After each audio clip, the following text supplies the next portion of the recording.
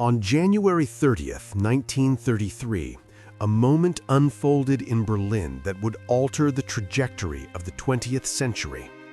President Paul von Hindenburg, the aging war hero of the First World War, appointed Adolf Hitler as Chancellor of Germany.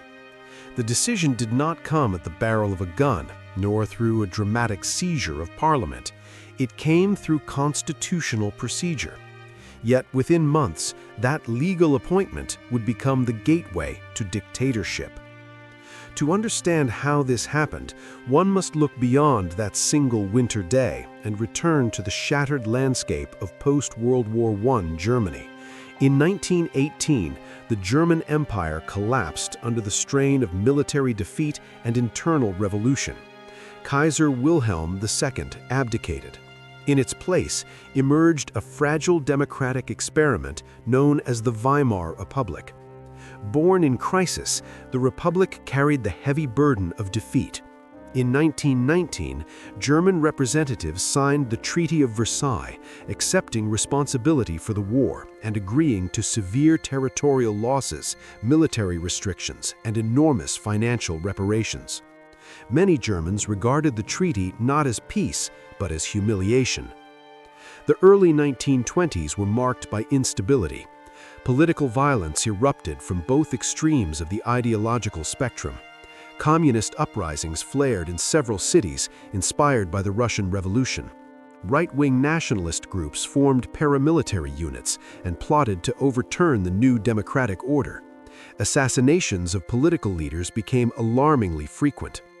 Confidence in democracy was thin, and loyalty to the old imperial system lingered.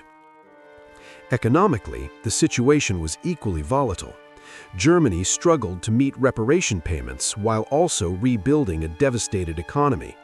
In 1923, when France and Belgium occupied the Ruhr industrial region after Germany defaulted on payments, the German government responded with passive resistance. The result was catastrophic hyperinflation. The value of the German mark collapsed so dramatically that wages were carried in wheelbarrows and life savings evaporated almost overnight.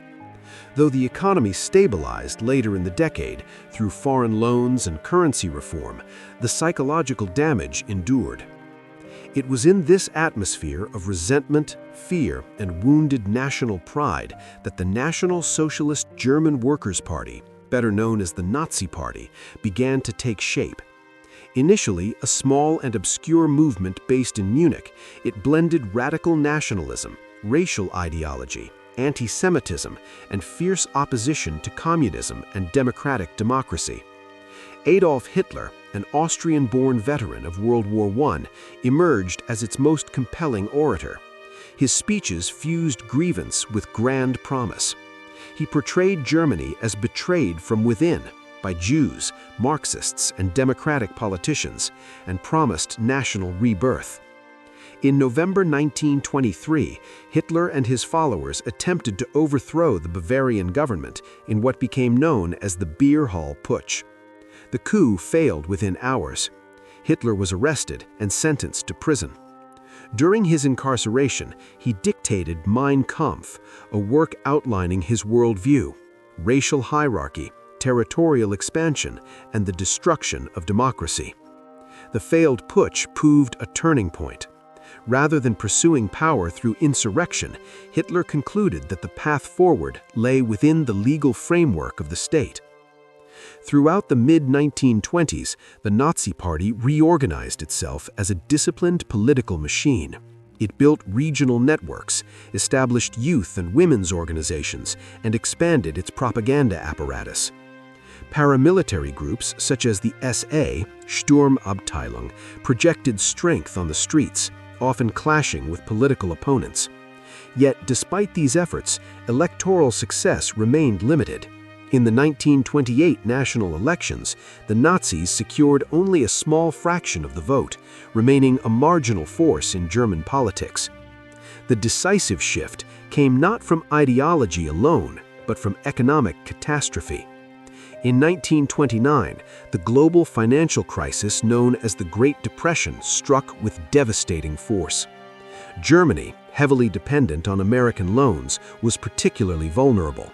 Banks failed, businesses collapsed. By the early 1930s, millions of Germans were unemployed. Bread lines lengthened, homelessness increased. The parliamentary system appeared paralyzed, unable to forge stable coalitions or deliver effective solutions. Governments rose and fell in rapid succession. Desperation reshaped political allegiances. Radical parties on both the left and right gained momentum. The Communist Party attracted those who believed capitalism had failed irrevocably. The Nazi Party drew support from a broad cross-section of unemployed workers, anxious middle-class citizens, rural voters, and segments of the business community fearful of communism. Nazi propaganda was sophisticated and relentless. It promised employment through public works and rearmament. It pledged to restore national pride, revise the Treaty of Versailles, and re-establish Germany as a great power. At the same time, it exploited prejudice, portraying Jews and political opponents as existential threats to the nation. Electoral results reflected this growing appeal. In the parliamentary elections of September 1930, the Nazis made a dramatic leap, becoming the second largest party in the Reichstag. By July 1932, they emerged as the largest single party, though without an outright majority. Political deadlock intensified. Hitler demanded the chancellorship, arguing that his party's electoral strength justified it. President Hindenburg, wary of Hitler's radicalism, initially refused. Behind the scenes, conservative elites sought a solution to the paralysis.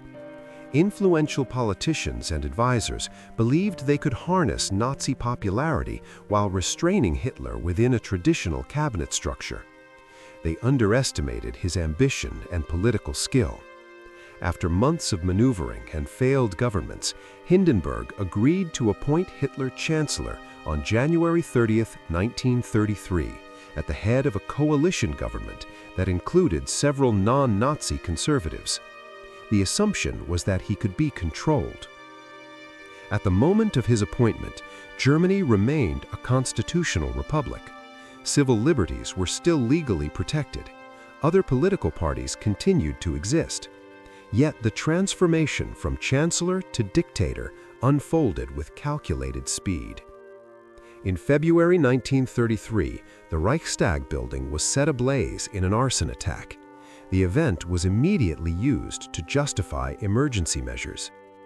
Invoking presidential powers, the government suspended key civil rights, including freedom of speech, assembly, and the press. Political opponents, particularly communists, were arrested in large numbers. The climate of fear deepened. In March 1933, the Reichstag passed the Enabling Act, granting the government authority to enact laws without parliamentary approval. Though achieved through legal procedure, the vote occurred under intense intimidation, with opposition deputies harassed or absent. This legislation effectively dismantled the constitutional system from within. Over the following months, a process known as Gleichschaltung, coordination, brought all institutions into line with Nazi ideology. Trade unions were dissolved and replaced with a state-controlled labor organization. Political parties other than the Nazi Party were banned.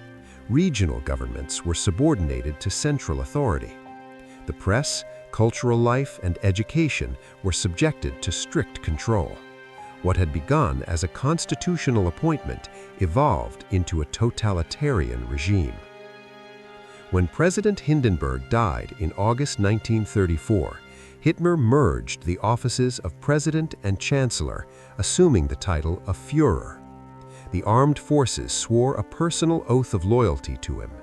By then, democratic governance in Germany had been extinguished. The ascent of Adolf Hitler illustrates a sobering reality. Democratic systems can be dismantled not only by violent revolution, but also through the calculated manipulation of legal mechanisms during times of crisis. Economic despair, political fragmentation, nationalist resentment, and prejudice formed the combustible material. strategic alliances and constitutional loopholes provided the ignition. The path to dictatorship in Germany was not inevitable, nor was it instantaneous. It unfolded step by step through elections, appointments, emergency decrees, and legislative acts, each move framed as lawful. Yet the cumulative effect was the erosion of liberty and the concentration of power in a single individual. By examining this progression in its full context, social upheaval after World War I, the burdens of Versailles, economic collapse, ideological polarization, and political miscalculation, we gain a deeper understanding of how fragile democratic institutions can become under strain. The events of 1933 were not an abrupt rupture from history, but the culmination of years of instability, grievance, and strategic ambition. What began as a constitutional appointment became the foundation of one of the most destructive regimes in modern history.